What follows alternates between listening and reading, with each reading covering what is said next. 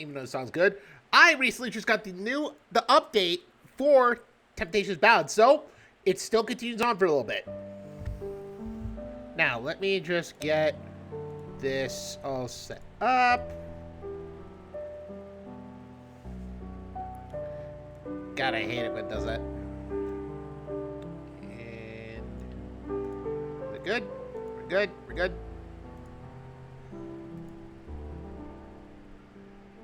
I think we're good. All right. Now, we already know our poor bird boy. I feel so sorry for him. Ah, no. Oh. So sad. Now, see what I mean? We have the new update, which features these two. Any minute now. Just a moment ago, Sid was under the impression that he was about to be blown into smithereens. The next moment, he found himself flat on his face on the cold stone floor. There were muffled screams of an indignant hyena underneath him. Hey-oh! Get off me, you plebeian! We need to leave before the boards go off! Oh, fuck. Sid winced at an explosion erupted outside. He peered out a nearby broken window where a tower of smoke billowed in the distance. I think that ship is already sailed, thankfully. Huh? Huh? Where are we? Calendar shoved the large badger off himself and frantically glanced around. Oh, the prince cast Scatter, didn't he? A mass teleportation spell. His Highness must have ushered us to safety. How kind of him. I knew the royal family couldn't be as bad as you say. It looks like we're somewhere on the first floor of the laboratory. Excuse me? Inside the laboratory? The same laboratory full of explosive wards and traps? What on earth was His Highness thinking? We have to get out of here immediately! Hey, let's not panic now. Look on the bright side. At least we're still in one piece. And that ward wasn't really designed for us, was it? The prince said it was meant to keep things inside the lab. And they apparently mistook Artemia as one of those things. I'm honestly more worried about her than ourselves. Sid glanced around the strange hallway they found themselves in. Like the exterior of the lab, the walls were cracked with age, but they buzzed with the citric smell of active magic. Or that's basically the super amount of incense that was blown around from all the shit that was made. So like 50 incense in one room, that would be powerful enough. And probably knock someone out. The scent was the strongest around the dozens of dark prison cells. Whatever was trapped here, the metal bars and wards ensured they stayed contained despite the ruined state of the lab. Sid tried to peer through the bars, but the cell occupants were obscured by unnatural darkness. The shadows within the cells seemed to envelop their interior and obscure the gaze of any outside observer. The badger felt his skin crawl, his instincts screaming at him to keep his distance. Well, no shit. And seeing Calendar felt a similar apprehension. The hyena clutched Sid's arms with trembling white knuckles. Just messing with the volume. Okay. He noticed the badger staring, cleared his throat lightly. Well, in any case, it appears we are exactly where we ought to be. Let us begin our investigation of this blasted place. I, for one, refuse to be the only person who failed to make a discovery. I can hear the mockery from that dreaded chosen one already. I don't think Artemia would mock you, really. Yes, she has sworn to refrain from doing so at your request. Something you did not need to do, by the way. I am perfectly capable of handling things on my own. Caleb forced his haughty laugh to brush his hair with theatrical flourish. In any case, I, Calder O'Shaughnessy, have promised to lend you my expertise, and I intend to uphold that promise. Let us be off. Diana marched towards the strange, holding themselves with a huff, while showing off them thick thighs of his, too. What? He has thick thighs. I shit you not. My God, seriously, he's got... Oh, I swear, if there's some kind of risque moment with him and all that, I don't know. I'll flip my shit. Sid followed him, his fur bristling with every step. Calder crouched at the edge of one of the cells and brushed his hands across the dusty plaques. Sid squinted as he went Super Saiyan 3. There were words etched on the metal plates, but the letters flickered and buzzed angrily whenever he attempted to focus his vision on them. Oh yeah, that's right. Sid can't read. Because he has dyslexia, I think. I don't know. That's just my guess. He has dyslexia. He rubbed his watery eyes and tried to ignore the wave of frustration bubbling in his chest, while also then he also rubbed his temples as well. I know it's been like, what, 8 streams of this, and I'm still making that temples joke, but fuck it anyway. That temples joke was all around the beginning, and I'm sticking to it, man. Calder shot him a quiet glance. The writing appears to be obscured by a spell of some kind, or an arcane code. It is unreadable to anyone who does not know the cipher, likely to keep trespassers from uncovering laboratory secrets. Let me assure you, this has nothing to do with your own literacy skills. Even I, a skilled and knowledgeable wizard, can't read this code in its current state. Oh, thanks. The Noah quickly continued, focusing his gaze on the prison bars. He reached out a curious hand. Mere moments before touching the dark metal, there was a bright flash of arcane light.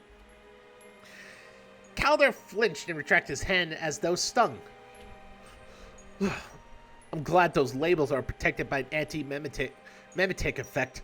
It makes sense when you think about it. Presumably, this lab was occupied by researchers at some point. They need to exchange information in order to make any progress. However, this is quite the intricate prison system, obscuring spells everywhere. What's the point of a prison if you can't keep an eye on your inmates? Are we sure there's still people inside the cells? Oh, most certainly. The wars on the prison bars are still actively restraining whatever is inside. Though, it may be inaccurate to call them people. What do you mean? Calder leaned close, his eyes flashed a faint magenta as he studied arcane energy buzzing within the walls. These are very specific wards. I believe they're designed to imprison celestial energy and prevent interplanar travel, or more specifically, escape. Whatever is trapped here, I don't think they are of this world. I don't think they are of this world. You mean, like how demons are from the infernal plane? The noble nodded grimly. Or in this case, celestial creatures from the celestial plane. It is very odd. Demons have been known to visit the material plane throughout history, manipulating mortals and feeding on their emotions. But the opposite is true for celestials. They are creatures of strict order and stay in their own realm for the most part. Is this what the fourth laboratory had been secretly working on? Summoning celestials? Oh, we're getting into thick of it now. I suppose they would be a great source of celestial energy. Sid scratched his head with a frown. Well, the prince did mention that the church used his lab at some point. They do allow celestial magic and stuff, right? Celestial magic and stuff. Yes, quite. Listen, they didn't exactly teach all this magic-y stuff in school. Of course not. That is why you have me. Calder. He turned and grinned bleh. Luckily for this sorry excuse of an investigation team, I have been breathing and deciphering arcane code since I was a toddler. Rest assured, I will uncover the root of this lab's secrets within the hour. The noble raised his hand. His eyes squinted, he shut in concentration. Ooh. Oh my God. He really does have thick thighs. In a flash of magenta light, a heavy tone materialized and landed in the wizard's waiting palm. Let's watch that again.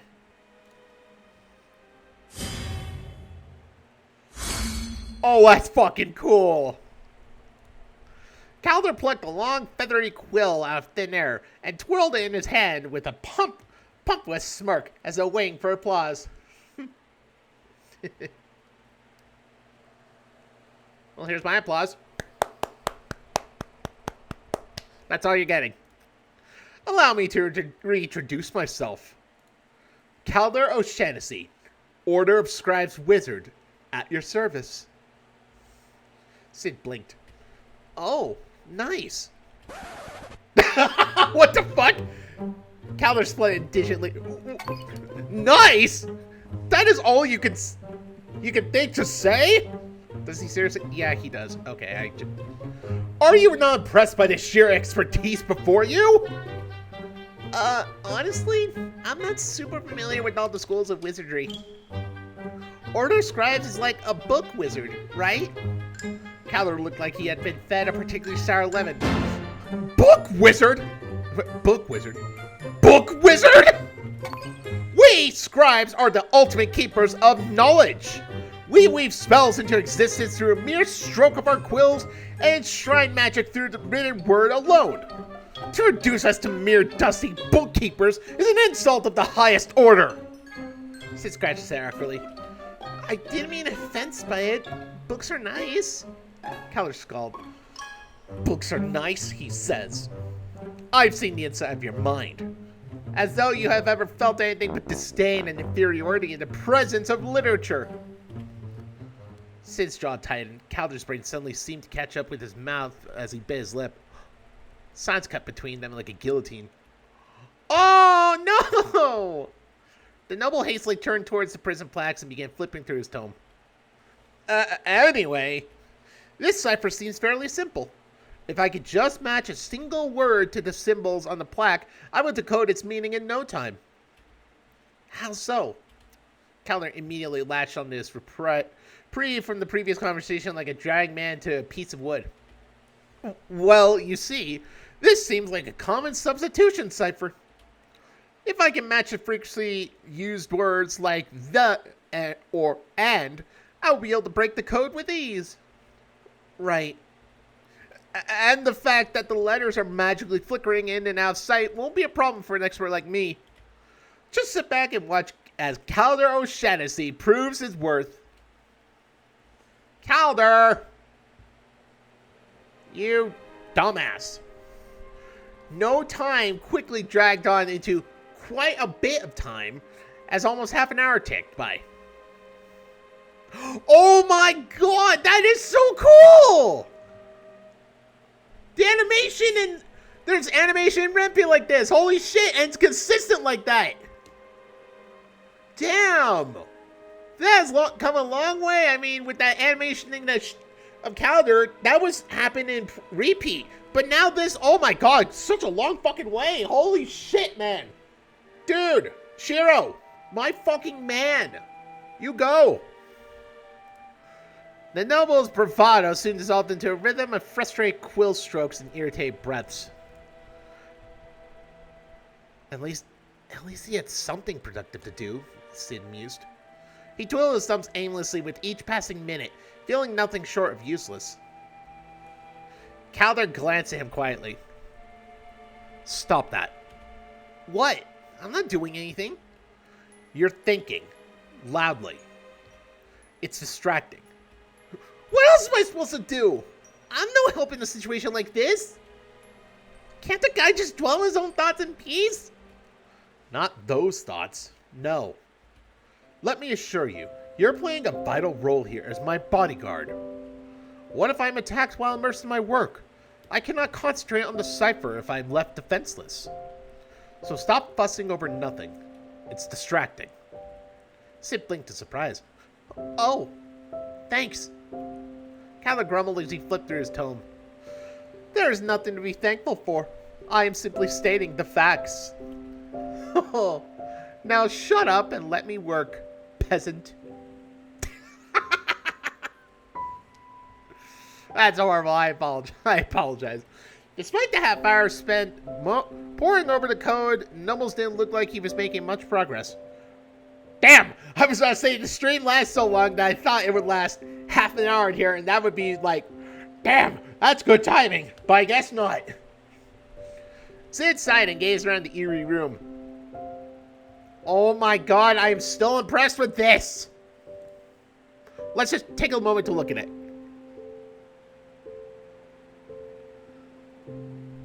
I know it's just the arm and the feather moving, but if the eyes were moving too, that would be fucking nuts.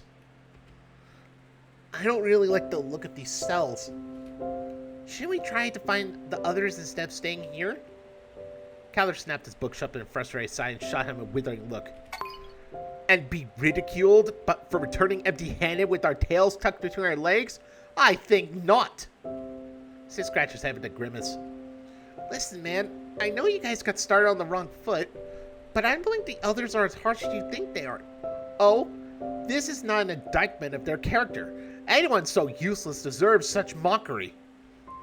People want results, no matter how politely they receive you, and I refuse to be babied. The noble's words oozed with exasperation. Sid blinked. Are you talking about how I asked the others to back off? I'm not babying you.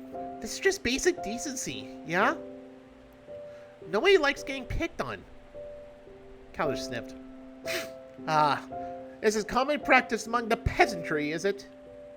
No wonder why you all stink of mediocrity. Shut up, Calder! Though, you are proven to be quite exceptional, Sid Shriekwood. Perhaps all that schoolyard tormenting pushed you to grow beyond your middling peers. I don't even know where to start with this one.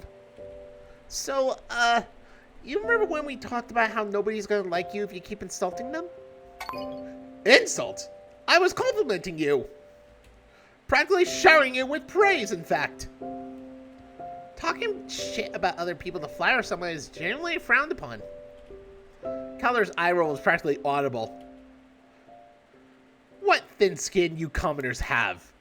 I suppose it's only to be expected, especially with your lack of proper parenting. Dude, what did I just say? Well, it's true. You don't even have real parents. That demon witch probably just picked you off the side of the road when you were an infant. That surely is not compared to being raised by a real mother.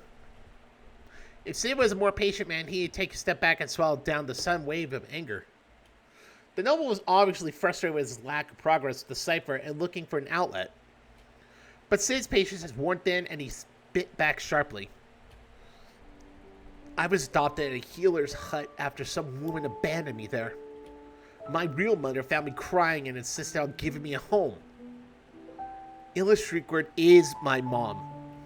Nobody else. She is a woman who raised you, yes. At the risk of stating the obvious, you do not share blood with that tiny bird. She's my mom. She raised me, clothed me, and helped me make me who I am today. Same goes for my dad. Why are you nobles so hung up about this whole bloodline thing? Sure, there's a woman out there who birthed me. Maybe she had a fling and ended up with a kid she didn't want. Her blood runs through me, yeah. But she's not my mom. Not in a way that matters. Sidsworth's only seemed to irritate no further. Calder glared back, slightly shaken. Of course it matters. Even if you never met the woman, she's still your real mother and you a part of her legacy. Your wounded feelings don't change the facts. She's a stranger, and what legacy could there be? She left me with a blanket when she dumped me at the healer's hut. I guess that's something. Sid paused. He dug through his pockets for a moment before pulling out a small black object. And the doctors found this little thingy under my blankets. I think it's a broken tip of a claw weapon of some kind. Mom, my real mom, says she thinks it's a keepsake. Something from that woman to show that she cared.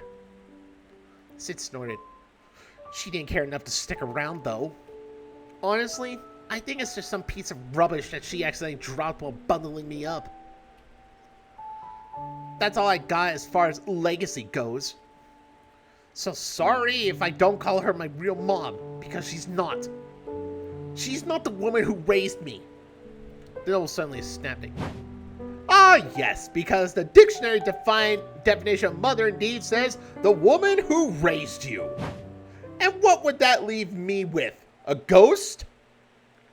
Sid blinked. It took a moment for Cal to realize where he spat and his ears dropped. Oh, the hand did not meet his gaze and busied himself with studying the plaques and engravings on the hallway walls, embarrassed by his own outburst. The air was quiet for several long, agonizing minutes. The noble was determined to ignore him as he continued his studies. Sid cleared his throat. I'm sorry for your loss. Whatever response Calder was expected, it wasn't this. Naina looked startled as he stared up at Sid with wonder and uncertainty. A small part of Sid wondered if he was anticipating mockery of all things. I suppose this is that basic decency you were yammering about. Ilya Shriekward may be a horrific host and a terrifying innkeeper, but I can't deny she somehow managed to raise a decent son. Noble quietly ducked his head down and buried himself in his studies again. Sid crouched down and watched him work quietly. Calder's shoulders were tense, and he occasionally glanced towards him as though bracing for a harsh retort. Can I ask a question? Noble glanced up annoyed. What a stupid and terrible phrase. That itself was a question. If you have one, just ask. Alright. Do you get insulted a lot back home? Sid suddenly shrunk, his lips pressed in a thin grimace. Sorry, I'm not making fun of you or anything. Just curious. You act like you're always expecting it. I was raised by my grandfather, the esteemed Gaius O'Shaughnessy. His expectations are high. Not unreasonably so. Of course not. Just the right amount.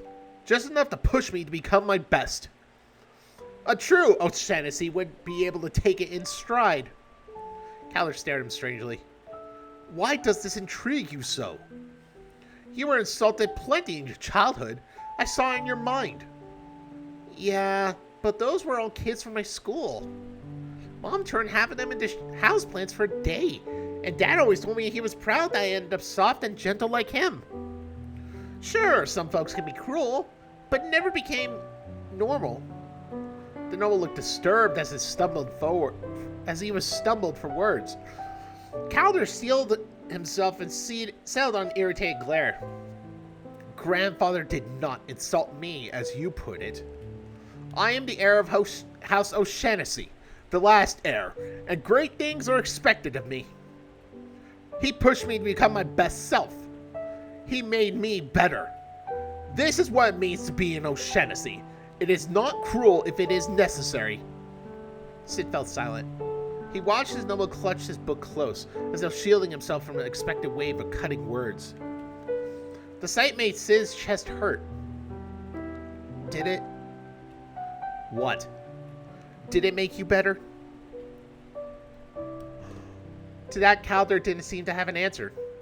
Naina suddenly looked very small. He half-heartedly turned back towards the prison plaques, only to be faced with arcane cipher he's made no progress in. Calder's shoulders slumped. He shot the badger with an accusing glare.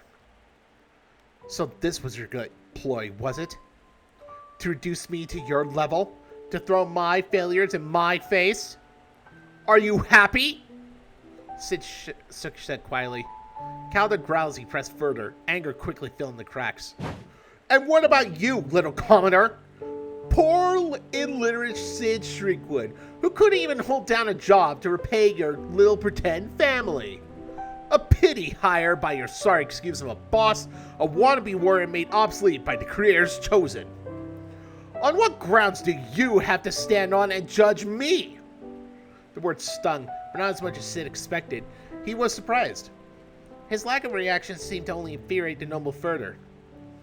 I'm not judging. I don't believe you. Why? Calder's word caught in his throat. Because how could you not? I've seen inside your head. You're always comparing yourself, always grasping for some hint of value. It must please you greatly to finally find someone lesser than yourself. Sid looked up sharply. You're not lesser than me. Well, of course I'm not. I'm Calder O'Shaughnessy, and you're nobody. You're... The rage in his voice faltered as Calder's gaze fell to the ground with a hint of shame. Oh my god. More than I deserve. Calder sighed, his book dropping from his hands and falling to the floor with a thud. Oh, my poor babe. Oh. I feel sorry for you. Even though you're a piece of shit sometimes, I feel bad for you. What hope is there for me? Sid hesitated before gingerly placing a hand on the hyena's shoulder. I think you're pretty neat when you want to be. The noble scoffed bitterly. High praise coming from you. I mean, if you threw all those insults at me a few days ago, I probably would have been real hurt for a while. But I've met a lot of people since then, and learned a lot about myself. People can change for the better, and I think you can too. Ah, optimism. How riveting. The noble sucked in a deep breath and took a moment to collect himself. Sid could feel the tension slowly leaving the hyena's body as he leaned against the warmth of his arm.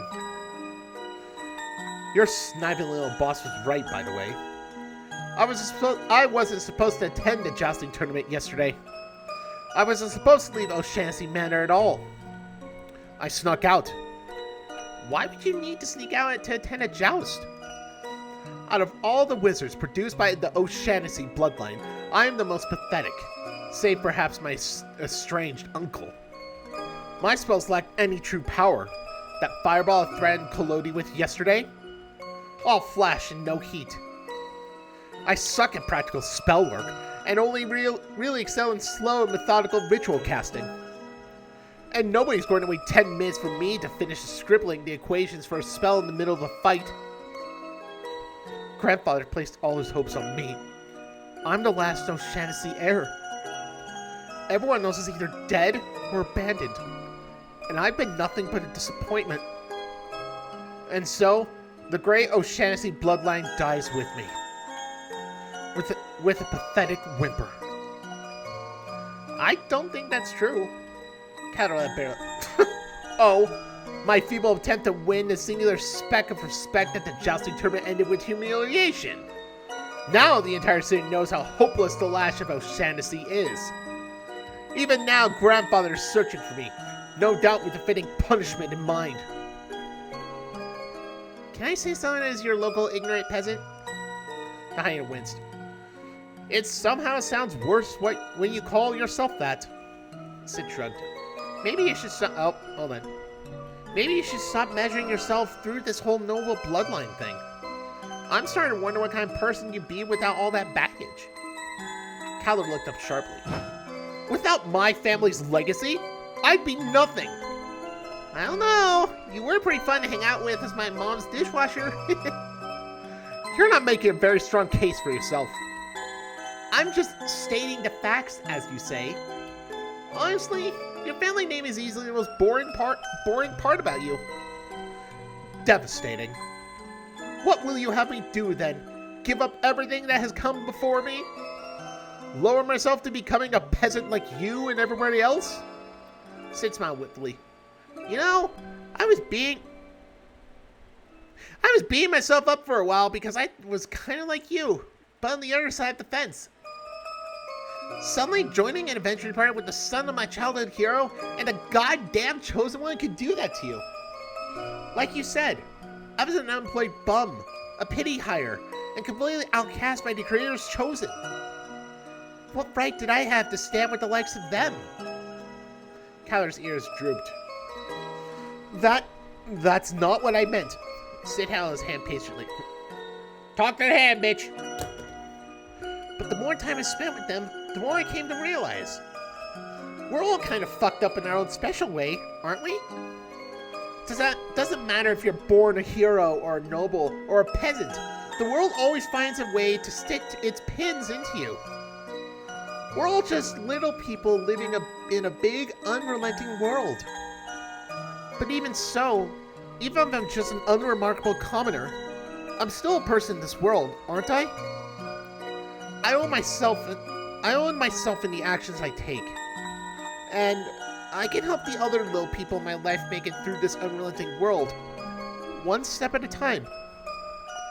Maybe by winning a brawling tournament, or listening to them ramble about the books they're reading, or hold them when they're going through a hard time, I'm nothing. But if even I still make a difference in the lives of these remarkable people, then there's still hope for me, right? And if there's hope for little old me, there's definitely still hope for someone like you. Calder's jaws clenched tightly, his lips thin. He hung his head low and couldn't quite meet the badger's gaze. The noble pressed his head against Sid's supportive arm, frowning as he struggled for words. Fucked up in their own special way. It's certainly one way of putting it. Very well then, Sir Sid Shriekwood. I have a bargain for you. Calder looked with an unsteady but firm look and swallowed nervously. I will do my best to refrain from belittling you and your friends for your woeful peasant upbringing. It is not your fault, after all. Great start. And in return, I insist you stop referring to yourself as unremarkable. Sid blinked in surprise. Diana cleared his throat loudly with bashful scowl. It is incredibly annoying to hear people continuously rattle obvious falsehoods. I may die from sheer irritation before Grandfather gets his hands on me, which may turn out to be mercy, honestly, and Calder finally looked up to see the beaming grin on the badger's face. He spluttered indignantly. Do not mistake this for some sort of patronizing courtesy. I'm simply stating the facts. Gotcha. The noble batted away Sid's arm and dusted himself with a huff. Glad to see you calm yourself from your little outburst. Honestly, what inappropriate timing. We're in the middle of an abandoned royal laboratory for creator's sake. You've interrupted my deciphering progress for nothing. I still need to make some progress in this investigation. At least I get kicked out by your little group and discovered by Grandfather. You can keep staying with us if you still need a place to hide from your Gramps. My parents probably won't mind. Sid snorted quietly to himself. And I'm pretty sure Mom will be happy to turn your Gramps into a houseplant if you ask nicely. Calder tried his best to look offended as he retrieved his tome from the floor. Gaish O'Shaughnessy is one of the greatest wizards of the last century. Your mother is a terror, but I doubt she'd stand a chance. Don't tell Mom that. She'd take it as a challenge. The greatest of the O'Shaughnessy line, destroyed by a local housewife. Our ancestors would be rolling in our graves, I'm sure. Calder suddenly froze. His eyes locked onto a corner of the enchanted plaques, studying the flickering letters with disbelief. That can't be right. Is something wrong? Did you figure it out? With a shaky hand, Calder pointed his quill towards the first word of the coded label. I've been trying to find a matching word or letter to help decipher this entry, and... You see that apostrophe after the first letter? Sid leaned forward and squinted. The word on the plaque was unreadable as ever, the letters flickering like the air on a hot summer day. However, he could still make out what Calder was gesturing towards. I think so. It's a 10-letter word with a little mark after the first letter. He paused, eyes widening in realization. That can't be right. Calder nodded, fiercely scribbling in his tome. It's a match. The young wizard waved his quill with a flash arcane light, and the flickering letters slowed and solidified in legible text. It took Sid a moment to process, but even he could recognize the name etched across the metal sign of this forbidden laboratory. O'Shaughnessy Ocular Specimen Number 2, Lesser Fragments. Despite the shock, Calder noticed the badger struggle and quietly read the rest of the text out loud in a shaky voice. Original specimen sourced from the youngest O'Shaughnessy sibling. Donated to the 14th laboratory by esteemed Gaius O'Shaughnessy. Deformed immediately upon manifestation into the material plane. Fragments exhibit extreme violence to self and others. Caution advised. Protective wards must be reinforced weekly to ensure containment. Request. Flesh samples are to be collected and delivered to Stormhound Penitentiary to aid creation artificial reservoir. Calder and Sid exchange uncertain glances. What does this mean? Does your family have some sort of connection to this lab's research? The hyena looked unsettled as he clutched his book tightly. Not that I know of. There certainly were no written records of such a partnership. My late Uncle William performed some celestial research for the church and royal family many years ago. But I heard he mostly helped develop higher level theories on the celestial plane and equations for spell work. Nothing like whatever the fragments seem to be. And grandfather had never mentioned anything like this. Speaking of these extremely violent fragments, the plaque says that the wards are supposed to be reinforced every week, right? But this lab has been abandoned for years. Should we be worried? Calder hesitantly raised his hand towards the cell bars, fingers tracing lightly against the invisible magic in the air. The wards are old, but they seem to be holding. So long as we don't disturb the cells, we should be fine. Though, it wouldn't be a terrible idea to send some clerics here to touch up the defenses a bit. Sid felt his hair stand on end, charged with the familiar sensation of crackling static. The unmistakable scent of ozone filled the air like a thick, foreboding fog. Oh. He grabbed Calder by the arm and pulled him away from the laboratory walls, gritting his teeth anxiously. Ow! Your manhandling is not appreciated. I can walk perfectly fine on my own. Oh, wait. Hold on. Damn. He has them booty shorts. I guess maybe I did notice that. They're booty shorts, maybe. Shh. Do you hear something?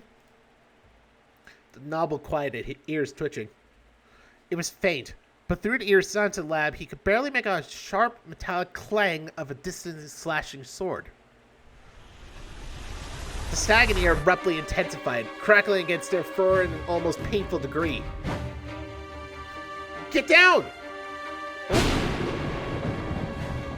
An ear-splitting crack of thunder, that's the wrong fucking bottle, ripped through the ant lab, shaking the very foundation of the building like an earthquake. Sid threw himself over a shrieking Calder as rubble and stone fell from the cracked ceiling above them. The explosion seemed to originate from the other end of the building, but he could still feel the tremors in his bones. Through the dust, Sid glanced up at a creeping sense of dread. The fine cracks in the laboratory walls widened into gaping wounds as the old building fell into further ruin. The fissure snaked across the room and ripped through the loosened bars of the holding cells. Citric smoke filled Sid's nostrils as the prison ward's short circuit and disappeared in feeble sparks. Oh no! After a short eternity, the earth stopped rumbling and silence remained. Calder poked his head out from under the Badger's arms breathlessly. Are you alright? What in the world was that? Sid's ear was still ringing. He shook the dust and rolled off himself and stumbled to his feet. I think Artemi's in a fight somewhere. Yeah, I kind of figured. He could scarcely imagine what could force the knight to retaliate with such force. Oh my god, that's loud. We can worry about that later. It looks like we have our own issues to deal with. Oh, fuck me. Sid could barely finish his sentence before an iron metallic bang shook the room. The iron bars of the holding cells flew off the walls as several beams of golden celestial light erupted from their prisons. Sid and Calder watched in horror as the lights flew over their heads and punched right through the feeble remaining wards of the lab like tissue paper. Oh no. The beam shot through the open air of the magistrate district, sailing through the overcast skies and disappearing the horizon of the city skyline. Dread filled his gut as Sid wondered what they had let loose into the world. I got a bad feeling about this. The fragments, or whatever they are, they've escaped. This does not bode well. The noble wobbled to his feet and approached the now empty cells curiously. Sid seized him by the shoulder and yanked him back. Not all of them. Oh! Through the settling dust, he could clearly see the iron bars blasting off all the cells after escape, except one. The bars in the cell furthest down the hall remained stubbornly stuck in their concrete foundation, but with each wild thrash from wherever's inside, the iron came a little looser. Finally, with one last clang, the metal restraints clattered to the ground. The obscuring shadows of the cell dissipated like smoke, and whatever looked like an enormous mound of gray, sickly flesh tumbled out onto the laboratory floor. Tissue and sinew writhed underneath its pale skin like thousands of trapped worms fighting against itself. What the fuck? Why does it look like someone from The World Ends With You? Like the art style, I mean, of how thick the lines are. But wait, there's like 1, 2, 3, 4...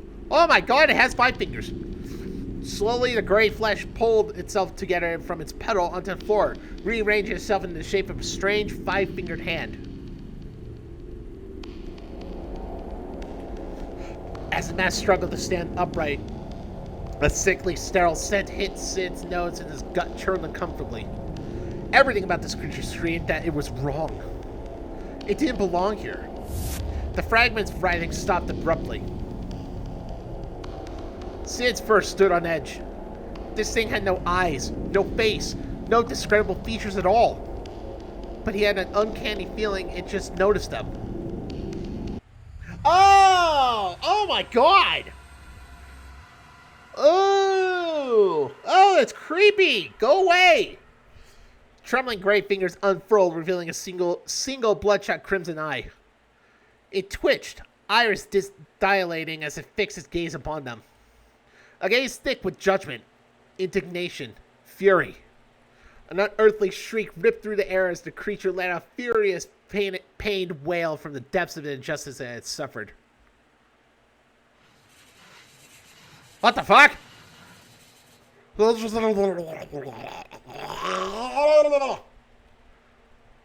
Sid had throbbed as incomprehensible, otherworldly words carved through his mind. He couldn't grasp its exact meaning, but the pleading desperation bled through like a gaping wound. What? A steady torrent of tears poured from the fragment's single bloodshot eye, pooling on the floor, slowly flooding the room. Then it approached. It was slow, creeping forward inch by inch. But it approached nonetheless, like a predator stalking its prey. Oh shit. Here we go. Sid's hand flew to the lanius, the silver halberd springing to its full length. Ayo! As he crouched into a battle stance next to the stunned Calder. Stay behind me. I'll keep its attention. You back me up from the range, okay? The noble looked pale as he clutched his stone tightly. I've never been in a real fight before. I won't be much use. We should retreat and find backup. Sid shook his head firmly. A bunch of these things already escaped in the city. We need to take care of this one while we still can. The reasoning was fair. Brave, even. But Sid would be lying if he said it was the only reason. A smaller, selfish part of him couldn't help but realize he's never been in a real fight either. Not really. The fighting ring, the sparring with the bone breakers, the brawling tournament, all of it was practice, with a referee standing at the ready. While Sid was busy being babysat, Cole was fighting for his life against a demon, and Artemi obliterated all her opposition like an oncoming storm. His grip around the lanius tightened.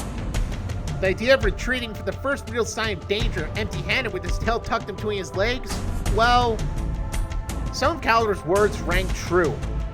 People wanted results, no matter how politely they received you. Damn, this is fucking epic. The noble seemed to echo his thoughts as he swallowed down his beer and pulled out his quill. You are impossible. If we die because of your constant need to play hero, I'm going to find a necromancer to bring you back so I can kill you myself. Sid shot him a wiry smile. You're going to have to tell my mom that I died on your watch first. Terrifying. I'd rather join you in hell. Guess you just gotta watch my back and make sure I don't die, huh? Yet another thankless job I've been indentured to. The price of your inn is absurd.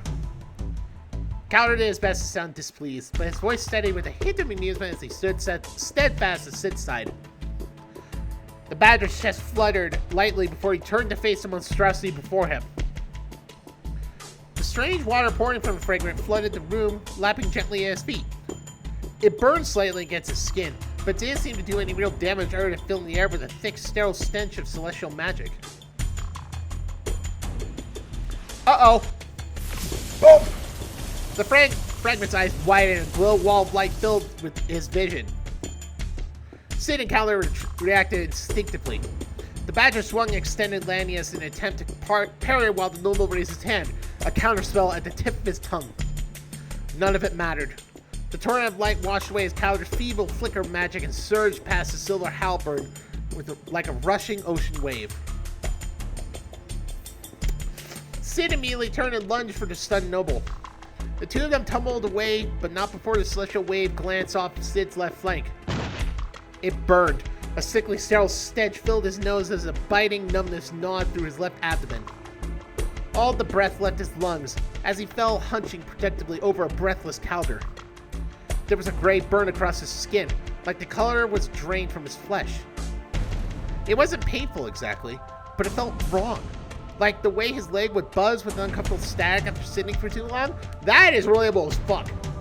Sid jumped as he felt Cowler's shaky hand press against his wound, his brow furrowed with worry. Are you alright? That was utterly foolish!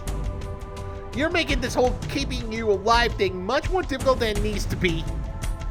Just fine, thanks. It looks worse than it feels. You alright yourself? I'm completely fine because some buffoon threw himself in front of me. You're fine enough to squawk about it, at least. I heard that, you ingrate. Move. A fireball erupted from Cowler's outstretched hand towards the approaching monstrosity. The fragment didn't even flinch as the flames batted against its gray flesh and quickly pittered out. Sid leapt to his feet and attempted to follow up with a swipe of his halberd, but the blade lodged deep into the creature's thick skin like an axe to an oversized tree. In a split second, Sid was distracted while retrieving his weapon. The fragment took a swipe at him with his long, gnarled fingers. The badger wheezed as he flew backwards, knocking into Cowler as the Lanius clattered to the floor beside them. We can't even scratch it! I wouldn't say that. There's a rather sizable notch on its head, thanks to you. My pathetic little fireball, on the other hand. The air surged with static as the fragment charged up another celestial blast. Thinking quickly, Sid flipped the Lanius around and aimed its pointed handle. In an instant, the weapon extended. The spike of its handle shot out and speared the creature's massive eye. It let out a pained shriek, gray fingers knocking away the offending weapon before gingerly cradling the flesh wound. Sid's triumph was short-lived as he watched the injured flesh quickly mold itself back into its original shape. Behind him, Cowler let out another half-hearted fireball that quickly fizzled out against the creature's cool flesh. Thick thighs, save lives. I know Wizards Cast Fireball is a popular joke, but is that really the only spell you know? Listen here, you oaf. This is the only offensive spell I have prepared. I wasn't expecting to fight an Eldritch Abomination today. Would you rather spend 10 minutes scribbling a ritual spell while you're fighting for your life? At this point, sure. Is it a good spell? Cowler looked more startled by his sudden approval than the hulking abomination crawling their way.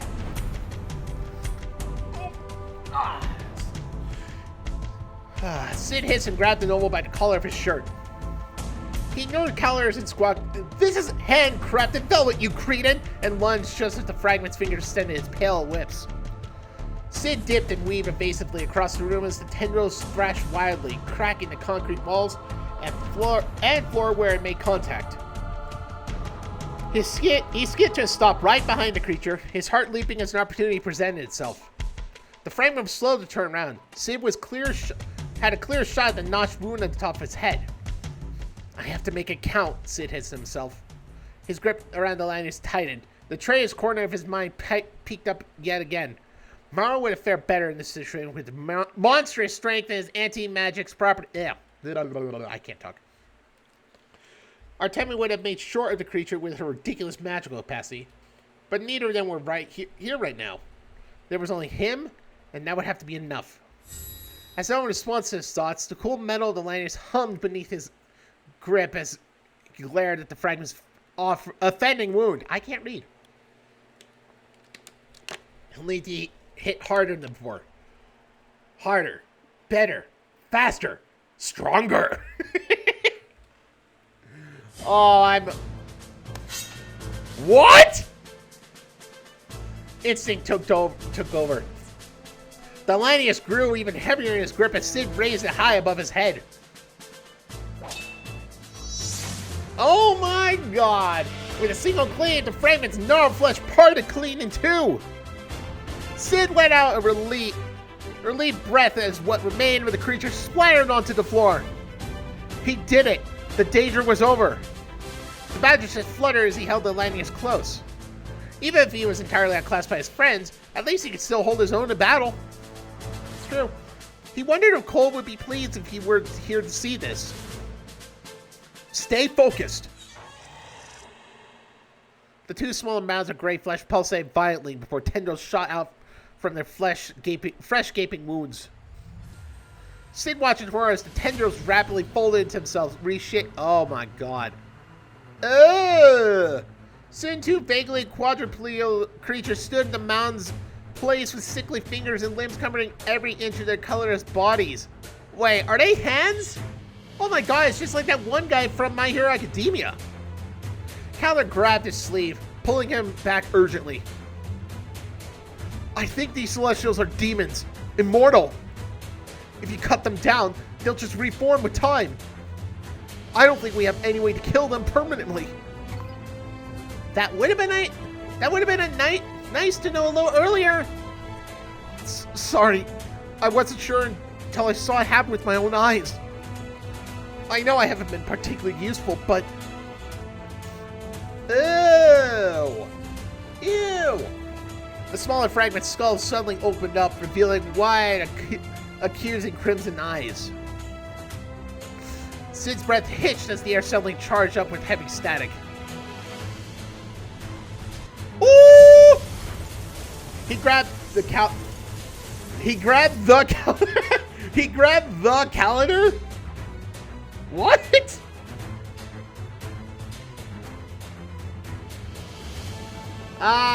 Jiro! And another! Uh-oh! Uh-oh, SpaghettiOs! Dealing with two simultaneous smaller beams. Beams? What? Don't you mean beings?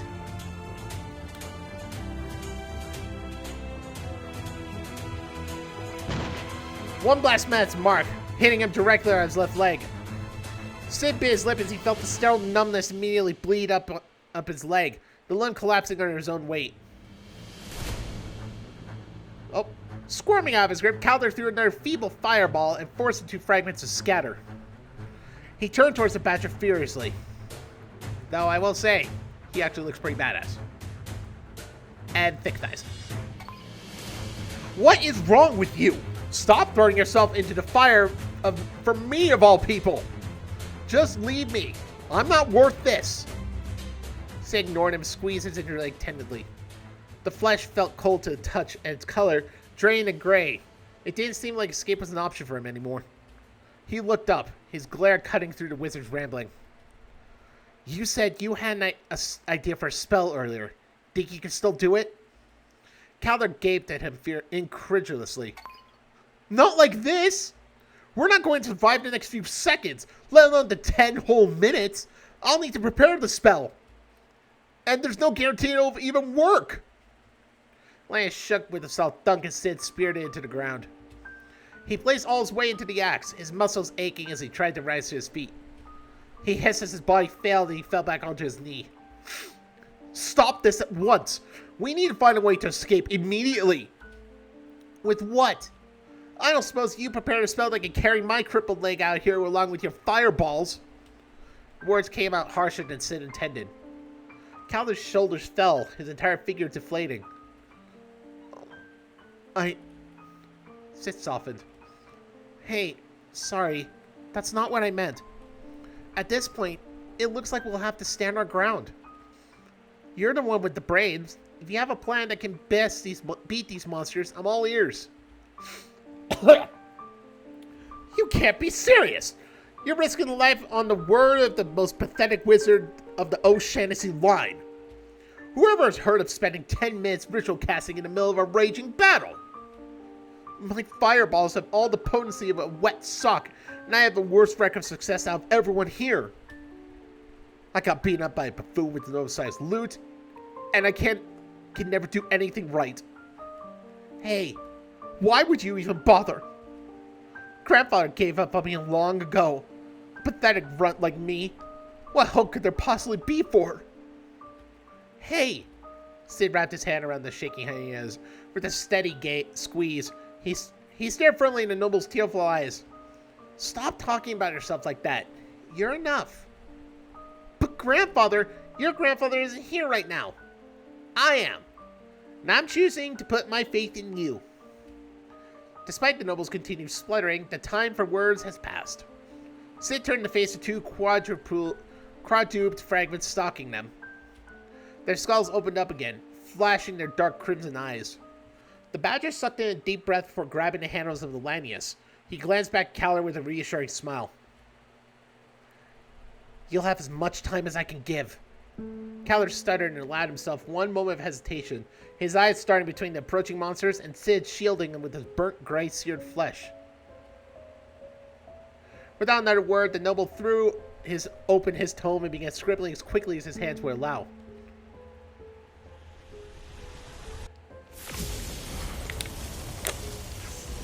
Thankfully, Sid was slightly more prepared for the second round of blasts. Not that damn much good.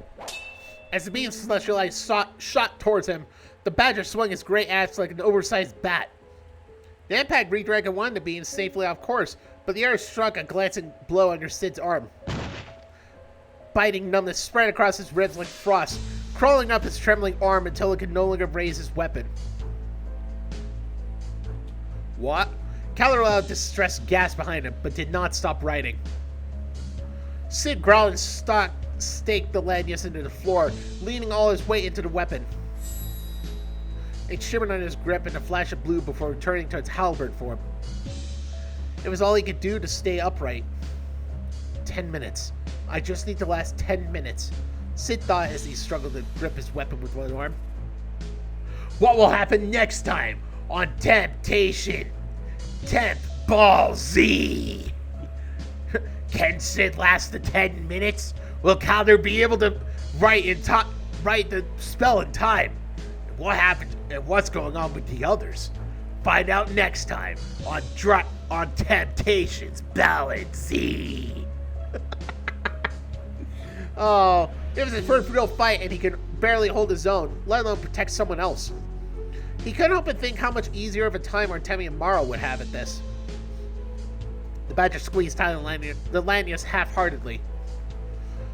Unlimited magic potential or an anti-magic axe would come in handy right now. The silver halberd hummed under his grip but offered no answer. The two smaller fragments stuck closer, their countless fingers twitching like feelers in the air. Light crackled around their skulls as celestial magic gathered once more. Sid's fur bristled and held the lanius close. If the creatures were the talkative type, he could try to pull a coal and talk their ears off to stall for time. Hell, the shorthand probably would have pulled off a clever plan to defeat them by now. But Sid didn't have the brains for that. Oh dear. All he had to offer was an overgrown body and a soft heart. A himbo. God, Sid.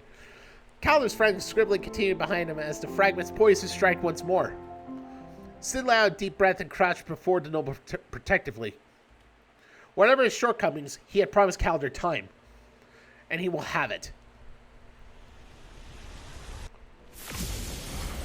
As another wave of celestial magic filled Sid's vision, the lanius suddenly hummed to life.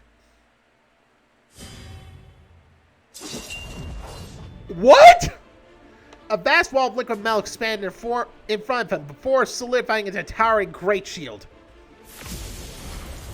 Holy shit! Sid's bones groaned as he pressed all of his weight into Delanius, pushing back against the unending torrent of celestial magic. He had no idea what was happening or why, but he clung onto this surge of determination to protect Calder and to keep his promise. Sid made a mental note to thank Clyde profusely if they survived this. The fragments seemed to notice this and suddenly turned and intensified their attacks. The beams of golden light battered against Lanius' silver plating like the unending torrent of a flood as Sid struggled to hold the door What? That doesn't make any sense. Hold the door closed? What door? Nani? Everyone must have screamed against assault, but Sid held firm. Even with this sudden blessing, he wasn't sure if he could hold for the promised 10 minutes, but he was determined to last as long as his battered body could endure. Sid wheezed as he slowly pushed backwards, Delanius' weight leaving a trail of cracks on the wet floor below. The numbness in his right arm was spreading up to his shoulders. He wasn't sure how much longer he was going to last. The continuous scritching of Calder's quill suddenly stopped. Sid blinked as Noble hurried to his side, tongue outstretched.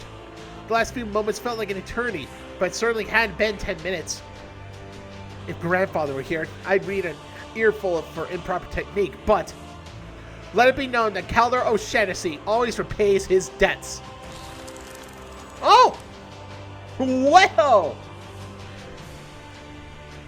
Badass!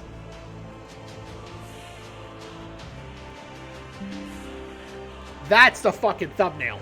That's the fucking thumbnail for this. Pages on pages of spell-etched pages erupted from Calder's tome like an unending flock of birds.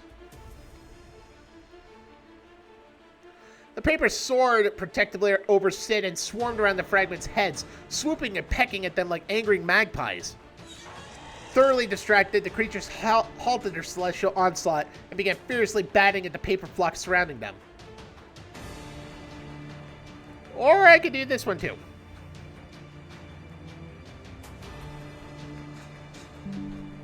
Tough decision. Sid lay outside, relief, his aching muscles trembling from released tension. Calder ducked behind him once more, his quills returning to scratch frantically in his tome. I hope you appreciate my great sacrifice and decorum. This is equivalent of smacking someone with a hardcover during a wizard duel. The Metro let out an exhausted and raspy chuckle. I'm surprised you still have pages left in your book. Ha! As if I need to worry about such mundane issues. My spellbook can manifest as many pages as I wished. Oh right, book wizard. Calder Scott looked tempted to poke him in the eye if he weren't too busy trying to save their lives. The moment of labiality was short-lived. Uh-oh. The fragments seemed to quickly realize the swarm of pages were relatively harmless. Their gray limbs pitted across the room as they returned to stalking their original prey. Sid inhaled weakly and braced himself for another onslaught, but Calder immediately peeked over his great shield and shot another fireball from his outstretched hand. The fragments screeched as they were enveloped by a swirling cascade of burning paper. Ooh! Soot and embers filled the air and singeing their eyes and forcing their skulls closed. The burning pages continued dive-bombing the creatures like thousands of searing comets and successfully held them off for a bit longer. Whoa! That's brilliant! Brilliant? This is just a cheap shot! Wizards are supposed to beat their opponents with sheer arcane prowess, not below-the-belt tactics like this. This is the sort of thing my disgraced uncle would do. Grandpa would be ringing my ears if he were here. Grandpa sounds like a dick. That's another good one.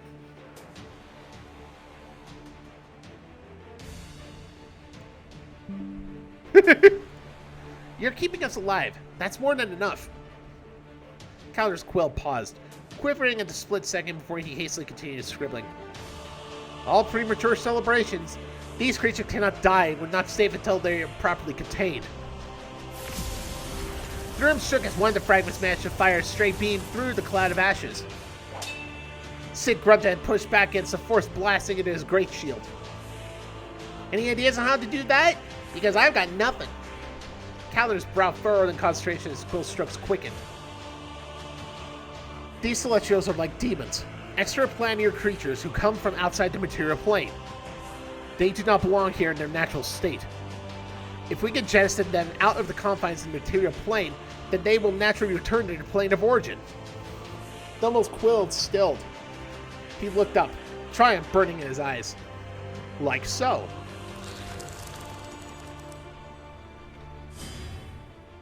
Aw, shit. Oh my god, such good fucking thumbnails here. Banishment. Wow. Woo! There was a long, painful rasp as the air seemed to be sucked out of the room. Paper and debris whipped past them as they were sucked into the bottomless black of the banishment door. The two fragments shrieked and grabbed on the slippery floor and cell walls, but they were no match for the pull of the abyss. Kinda sounds like Kirby. Sid grabbed Calder and clung to the colossal weight of his great shield for dear life as the wind buffeted overhead. Slowly but surely, the creatures were dragging and kicking and screaming into the rasping gate. If it were kind of like me in the Dead Zone movie and Crow's like, just like waving around, like defy logic and just swim towards the pillar and grab it. Fucking bullshit. There was a crack as their grip failed and the two fragments flew into the inky blackness that immediately closed up after them. Silence filled the room, save for the pitter-patter of debris falling back to the ground. Calder and Sid peeked out from behind the great shield cautiously before laying on sighs of relief. Are they gone? I believe so. Banishment usually just holds its targets in a pocket dimension for a minute before returning them to their plane of origin. A magical timeout corner, if you will. But because these fragments are from the celestial plane, they will be returned home once the banishment ends. That's nice. Handy spell. Oh! Sid tried to wobble to his feet before promptly falling over. The noble yelped and scrambled to his side. I'm fine. Just a little tired. The Badger patted his wounds gingerly. They were still rather numb, but now that the fragments were no longer around, the feeling was slowly returning to his toes and fingers. Calder frowned and brushed his thumb across Sid's grayed fur. You took all these injuries because you were busy protecting me. And I can't even heal you. Some wizard I am. Ow, ow, ow, ow! Don't pinch my cheek, you mongrel! Hey, nobody's gonna walk out of a fight against immortal monsters unscathed. All things considered, I think we did pretty well. Especially you. That banishment spell took a lot less than 10 minutes. It usually takes me forever to prepare a spell like that. I've never been in a real fight before. Let alone have someone important to protect. It just came naturally. Aw, someone important? I'm flattered. Ow! Calder smacked over the head with his tome. Noble's cheeks slightly flushed. Your decisions of grandeur are getting out of hand. I see what this is. The Chosen One has warned me of your amorous influence on your fellow men. Well, rest assured, I'm not falling for it. Oh, fuck no. The harem joke. Sid didn't bother standing upright and flopped over with an exhausted sigh. I'm gonna have a stern word with Artemi about whatever gossip she's spreading. I don't have an influence or whatever. Oh my god. It's the fucking harem thing again. Oh no. Oh. Wait. Were you not flaunting your salacious charm on me, or... No? Then what was all that, then? The hugging, the hand-holding, the vows of support in the middle of a fight? Basic decency? That was your basic decency? Noble splattered digitally. I shudder to think what will happen when you actually intend to court someone. What? Are you falling for the influence or whatever Artemi's calling it? Absolutely not! I thought we just agreed there was no such influence. I was just trying to express proper gratitude for an injured comrade. Don't overcomplicate things. Right. Keller let a huff and stomped over Sid's prone body to return to the damaged plaques on the cell walls. You're clearly not that injured if you still have energy to be so irritating. Oh, I shall let you rest while I continue to dig up some answers from the lab's writings. As I scooch over again, the fuck away from this harem, We can meet up with Osmia and Gautier once you've had some time to recover a little. They should be able to provide some real healing. Oh, God. Ugh. Sid mumbled and gave a weak thumbs up.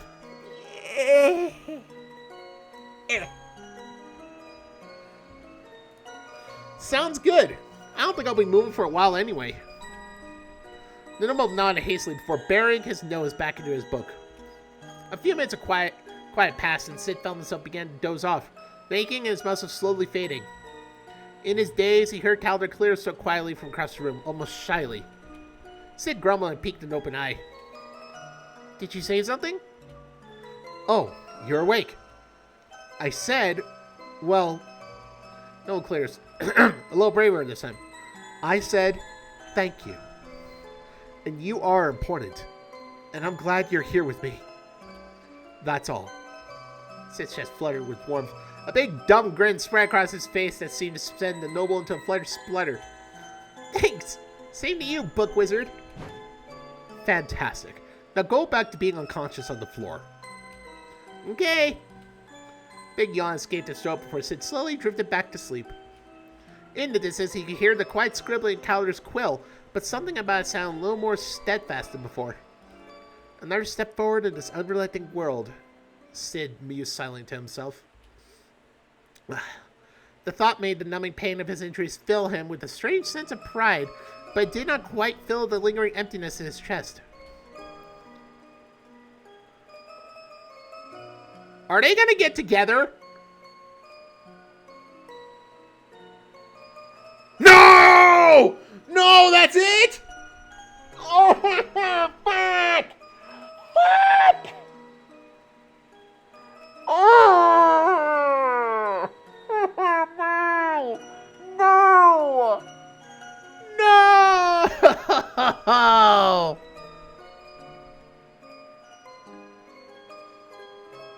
That's bullshit! That is fucking bullshit!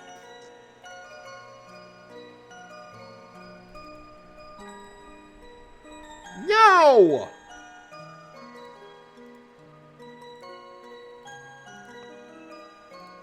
Please return to... Are you fucking joking? Well, I don't know about that. Fuck me. I apologize for that. I didn't even realize I would do that. Are you fucking kidding me? That was so short. No. No, no, no, no, no. No, no, no. No, no. We are not... No. No. We're doing a little bit more of something else. I know exactly what to put up. Where the fuck are you? Where are you, you little shit? Ah, here you are. Yeah, we're doing this. Yeah. Oh my god, please tell me I can actually... Please tell me it... Oh, thank you, Lord.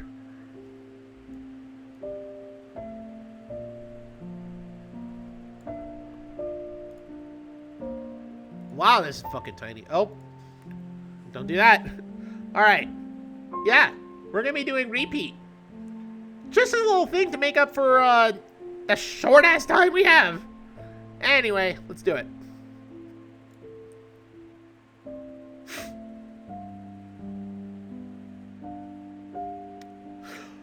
Oh, as a little fact, this is Shiro's first... This came before Temptation's Ballad, but they were both being developed at the same time, like back and forth. So this is currently... One route is completely finished, so there's a lot of stuff to go into that. So I think maybe we could do this one next. I don't know, but I'll explain it later. Hello again, friend. Welcome back to the beginning. Do you remember anything? The events that happened before? The tragedies that will inevitably repeat themselves? Oh. I couldn't bring back your memories. Just like last time. Don't worry. My memories are a bit shattered too. Things will be better this time around. I'm sure of it. Just be yourself and you'll do fine. Well, it's time for us to depart. But before we go, can I tell you something? I've said this many times before, but I want to tell you again. I'm sorry I couldn't save you. Day 1. Begin again.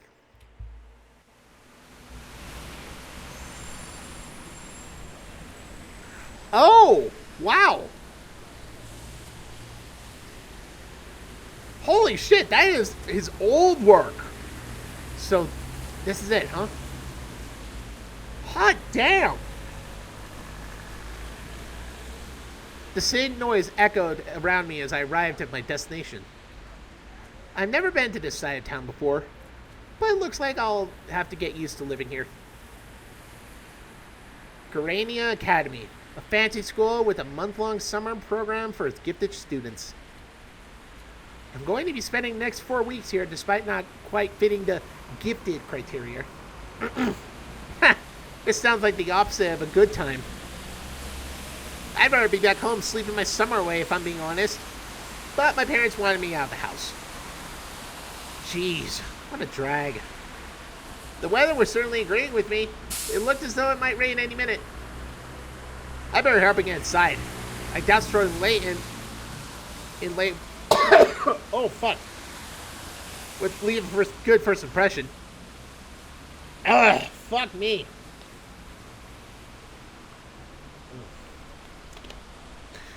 As I approached the front doors, the air suddenly turned frigid. What? Huh? What? Not that way.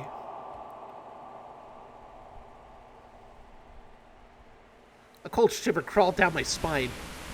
What the hell was that just now? Wait, what? Oh crap, the door's locked. What am I gonna do? Teacher's going to rip me a new one if I'm actually late. I tried slamming the doors to get someone's attention, but nobody was there to hear me. This ain't couldn't get any worse. Well, shit. It just got fucking worse. I'm getting soaked.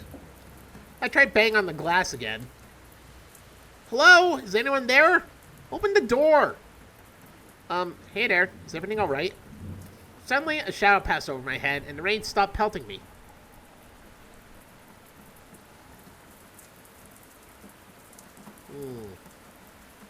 Why does he look hold on. Why do you look squished?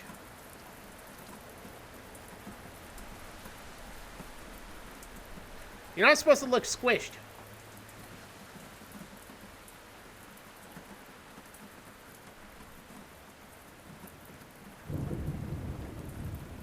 I'm sorry, it's just I have to fucking...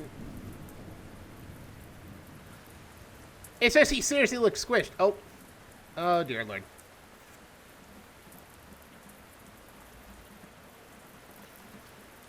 Well, this ain't good. A short boy came from behind me, nervously gripping an umbrella. He looked around my age, and very short. Another student, maybe? Yeah, I'm fine. But the door's locked and nobody's around. I think I'm missing the orientation, too. Huh, what a coincidence. I got locked out from that side entrance, too. Well, actually, I kind of broke the door handle on accident. I think we'll have a better chance of getting inside if we try the back entrance instead. Want to go together? Sounds better than standing around clueless. Thanks, man. You're a real lifesaver. I'm happy to help. Name's Phil, by the way. What's yours? Oh, well, this is the canon name. Yuka, huh? Nice to meet you. I'm kind of glad Well, I'm kind of glad someone else is stuck in this miserable weather with me. It's better than being miserable alone, at the very least. Wow, thanks. Would you rather I leave you here? Well, great. Let's get going. Likewise. Are you locked out of the school too? Yeah, the side entrance is busted for some reason. I wouldn't be surprised if half the school were late for orientation at this rate. Is there any way we could get out of this rain? I don't want to spend my first day with wet socks if I can help it. Well, I haven't tried the back entrance yet. You want to go together? There's plenty of room under my umbrella. Sounds better than getting soaked alone. I'm kind of glad someone else is stuck in this miserable weather with me. It's better than being miserable alone, at least. Wow, thanks. Would you rather I leave you here?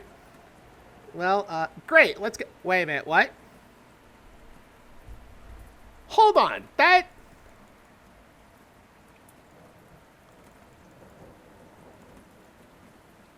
Would you rather I leave? Didn't that sound like it from the beginning? Hold on. Hold the fuck on.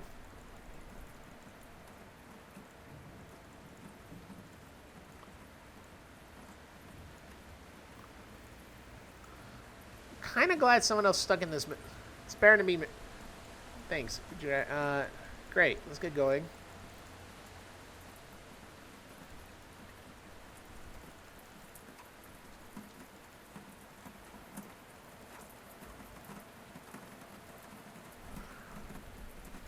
I'm glad someone else stuck.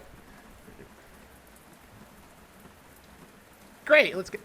I was kind of weird. I thought it was a bug or something. As we made our way around the building, I stuck under Philip's umbrella. I was glad for his good timing. The idea of trotting around campus on my first day soaked to the bone was not pleasant. Awkward silence hung between us as we walked closely around the building. Philip fumbled with his umbrella, glancing at me periodically. By the way, Yuka, what subject are you studying here? What do you mean? You mean you forgot? Did you do all that paperwork while half asleep or something? Well... Hey, no worries. You're not the only one. I pulled an all-nighter myself and finished it last minute. It sounded like he was only bringing this up because he couldn't think of anything else to talk about. It's a bit weird that we only choose one subject to study here. Maybe to go really in-depth.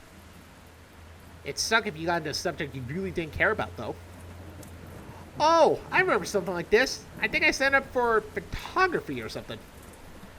Wow, I really did finish that paperwork half asleep. Way to go, Yuka. Procrastination hero for future generations. Yuka, you smartass! Photography, huh? That's a pretty interesting choice. I scratched my head awkwardly. I'm pretty sure I only chose it because it sounded like an easy course. Hey, there's no shame in being lazy. You don't have to say it quite like that. No, I'm happy to admit I'm a proud couch potato. It's all about finding a good balance, really. I've adopted the sleep is for the weak and coffee is my lifeline strategy myself. That doesn't sound very healthy. Yeah, you're probably right. But work helps keep my mind busy and away from that bad thoughts, you know? And what better way to deal with stress than keeping yourself busy? I just take a nap. Sleeping your problems away is always a good option. Sleep? What's that? Never heard of it. Dude, maybe that's why you look so stressed and tired. Your body needs rest and all that good jazz. Me? Tired? That's nonsense. I got an entire hour of sleep last night. And I had like 3 cups of coffee this morning. I feel great. See? This is exactly what I'm talking about. You need sleep to live. I get what you're saying. But whenever I close my eyes, my brain wanders to some unpleasant places. And I think I'd rather be tired than go to those places. I kind of envy you, to be honest. Napping whenever you'd like sounds great. Worst comes to worst, you could just have someone knock you out with a brick. That doesn't sound like a valid medical advice. He's just like a fucking hell. Is that what you do? That explains a few things. Just like a wow, are you fucking that's like a wow, are you fucking serious moment? Hey, I can fall asleep on my own just fine. Anyway, let's hurry up and move. I'm getting soaked. Wow, so that explains a few things. After a short walk, the two of us arrived at school's back entrance. Oh look, I think there's someone already here. I glanced out under Phil's umbrella. There was some weird buff guy struggling to climb up the side of the building's walls. A burglar? No, I think it's a student. If he's a burglar, he's a pretty bad one. As we approached, the weird guy spotted us and grinned before taking a great acrobatic leap and landed in front of us. And then promptly slipped and toppled onto Philip. Oh.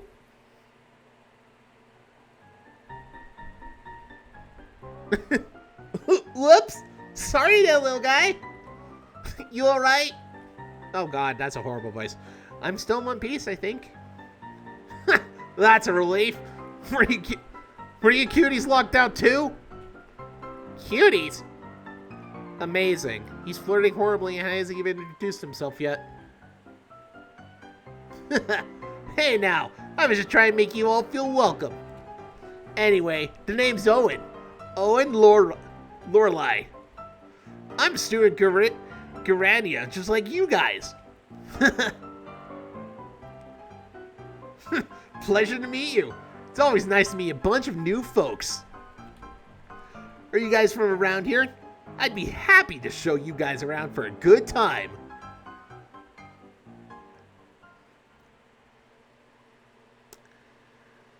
My thoughts exactly. Just... There's like no comment. Like, what the fuck is this? He's very colorful, isn't he? He's very gay. I'm leaving. Wait, don't go. I still need your umbrella. Hey now, what about me? Don't just ignore a guy when he's trying to open up to you. I'd prefer if you keep it closed, thanks. Ow. Let it be known that you murdered the great Owen Lorelei's self-esteem within 10 seconds of meeting him. Tragic. Tragic, really. Philip suddenly glanced back at the other guy with a frown. Lorelei. As in that shady and rich family? The one that practically owns the school and half the city? Yeah, that one. Owen mumbled under his breath. He looked a bit uncomfortable. Philip glanced over at the big guy, praising him like a possible pest to be dealt with. Well, it's nice to meet you, I guess. My name's Philip Tan. Philip Tan? Hey, we're roommates! Philip's smile immediately dropped like a lead. What? How do you know? I've lived at this academy for like 7 years. Of course I'd had some insider information. Looking forward to it, little man. Right. Likewise. Owen turned to me with a wide grin. This guy seems a bit too excited. And what's your name, handsome? I'm Yuka. Anyway, why were you trying to climb the building? Right to the point, huh? Well, the door was locked, so I tried to reach the window and climb inside from there. Or maybe we could just wait until someone passes by to open the door for us. You know, like normal people. I already waited like forever, though. It'd take an eternity. Waiting sounds safer than climbing windows. It's not that hard, really. I used to climb these windows all the time. There's a little ledge over there that we can use, and it'll be super quick. You'll probably break the window and be in a world of pain. Look here, buddy. I'm too suave and handsome to break anything but expectations in bed. In the bad way? Probably. Only ever in the good way. Want to find out firsthand? Owen leans in close to me and gives me a wink. They'll cop behind us. Oh, oh yeah, hydrate. Oh yes, thank you for telling me that.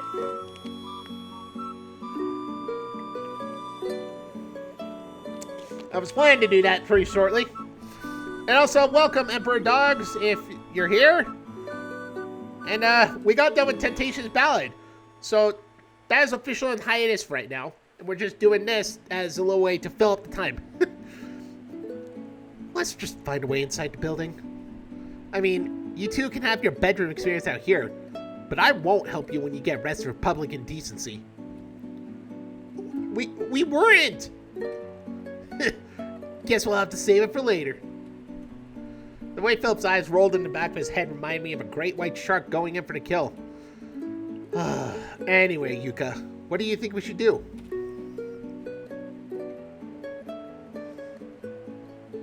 Oh my god, why is the screen... Jeebus.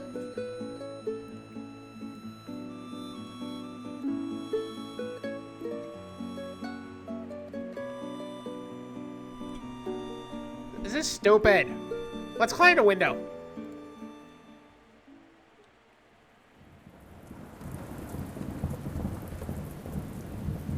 Really? Oh my god, I've not thought of fucking Static Shock in a while. Holy shit. Thank you, Emperor Dogs. That show was fucking great. Oh man, if I ever got my hands on it, like, physical or digital, I would fucking binge that shit. Well, waiting here will take forever. This is back entrance after all. Climbing the window doesn't look too difficult either. Window climbing it is. I knew you'd be reasonable, Yuka. Reasonable, he says. Hey, Philip, are you coming along too? I guess so. Enough dilly-dallying. We're all late as it is. Let's get going. Hope you're doing well. And all that jazz. I'm talking to you, Emperor.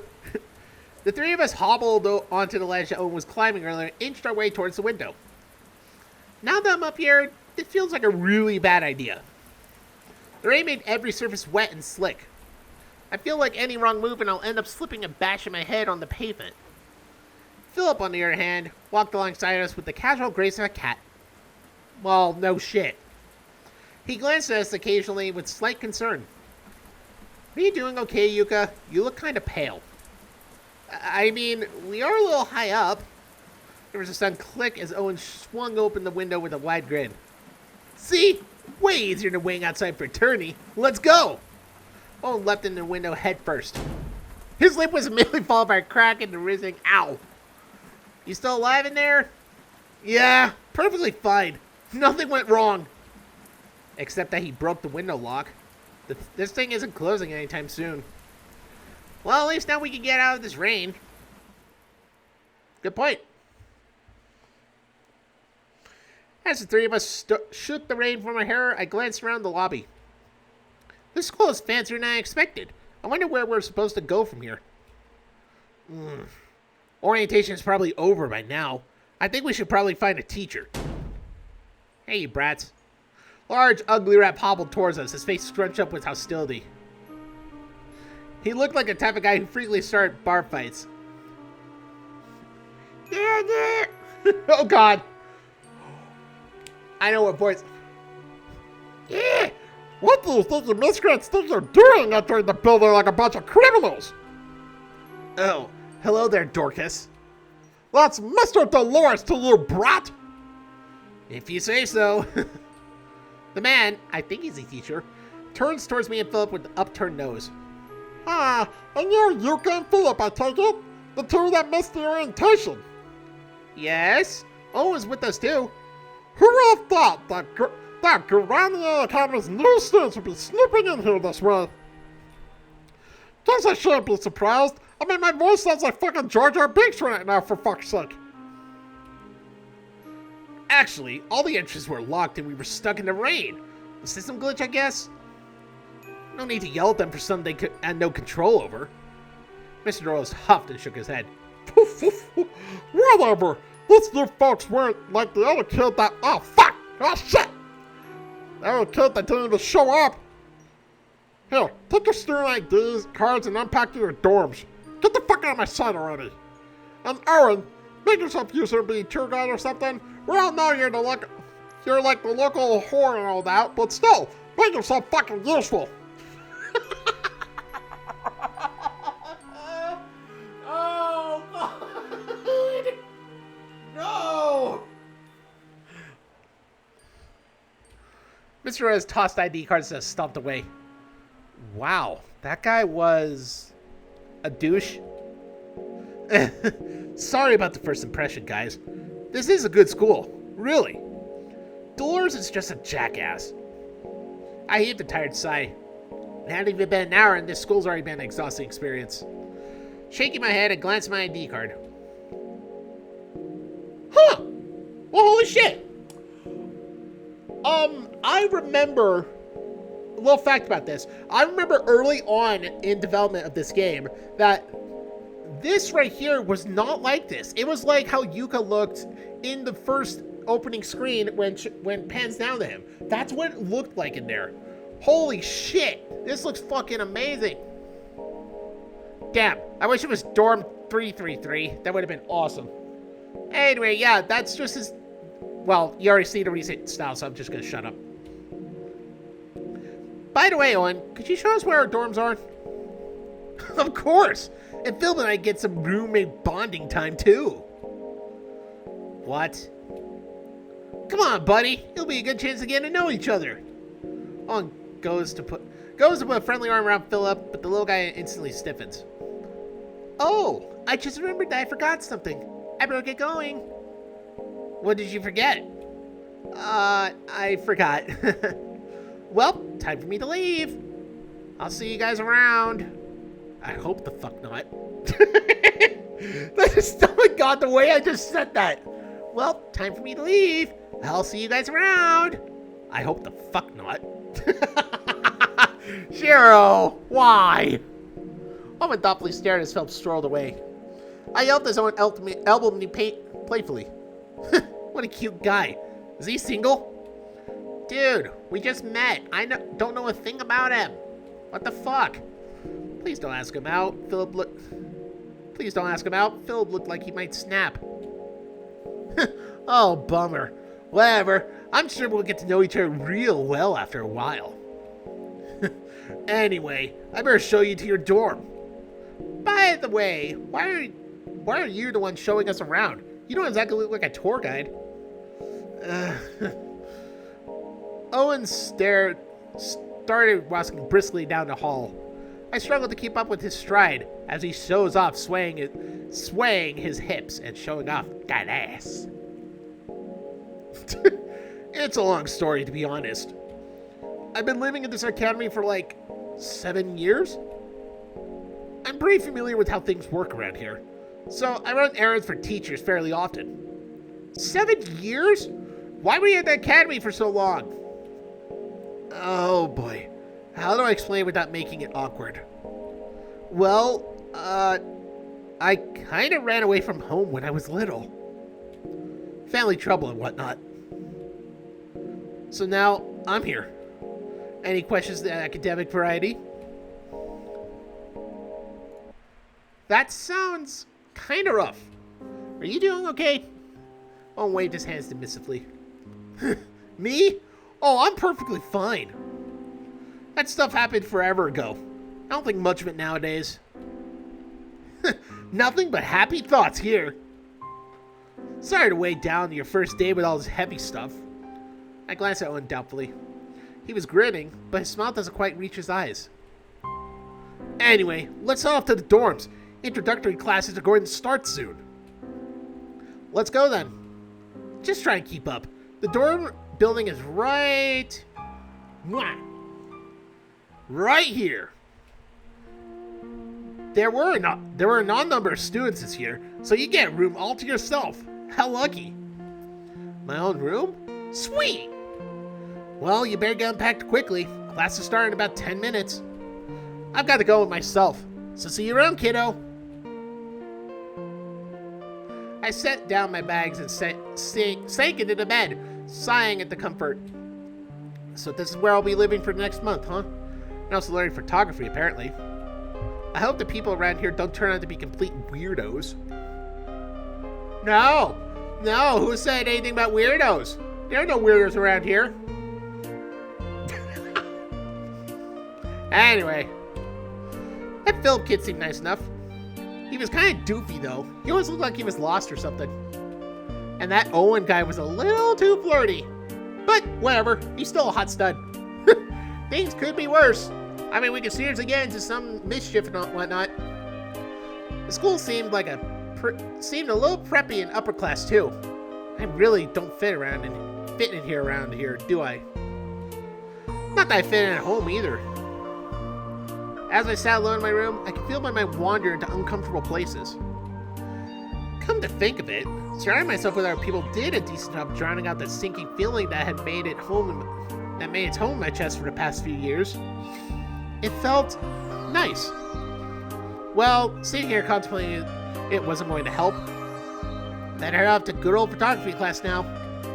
I leapt off the bed and stretched my arms overhead with a sigh. Here goes nothing.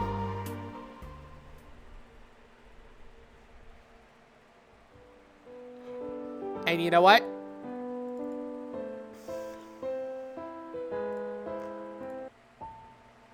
We'll end it there.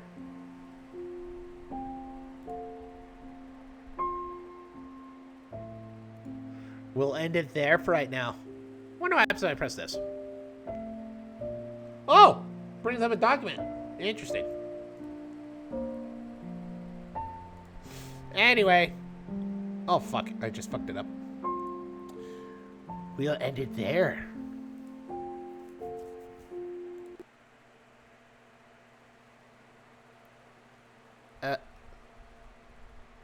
There we go. All right. So, yeah. As of right now, it is official that Temptations Ballad is now on hiatus right now of me doing it until the next update comes. Now, I might actually wait for the next 2 updates, so that way there's plenty of content to go over without it being like this. So I hope that's understandable. I don't mean to say something bad about it, but I think I might just wait off of playing it for a while, just until there's more content to do. That way it's more substantial. And one announcement of actually something I think we could do is a different visual novel. And the one I'm thinking of is this. The Hayseed Night. I've seen this, and it looks very curious. And I've heard some good things about it, too. But, yeah, I'm excited for this next week, and I hope all of you will be, too. So, anyway, that's the gist of things and all that business. So, anyway, hope you all enjoyed this stream. And remember, hit that little heart button that says follow right next to it so you'll be able to stay notified and stay tuned and get notified when I stream, which will be 5 days a week, and it will be comprising of visual novels. Tomorrow it's Marvel Rivals, and then 3 days in a row it'll be Kingdom Come Deliverance 2, which is going to be exciting. My God.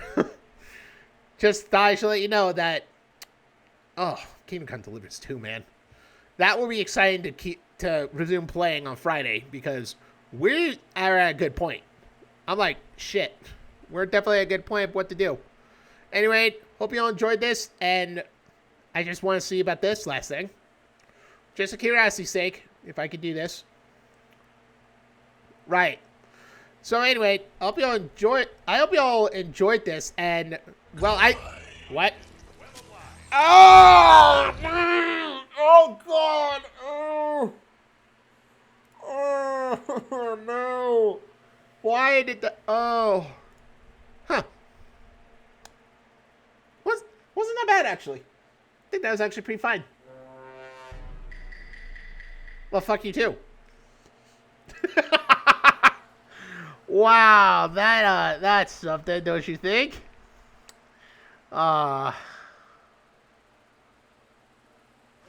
Anyway, I think that might be it.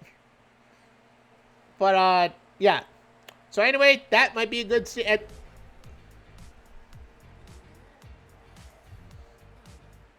Ooh la la. Yeah.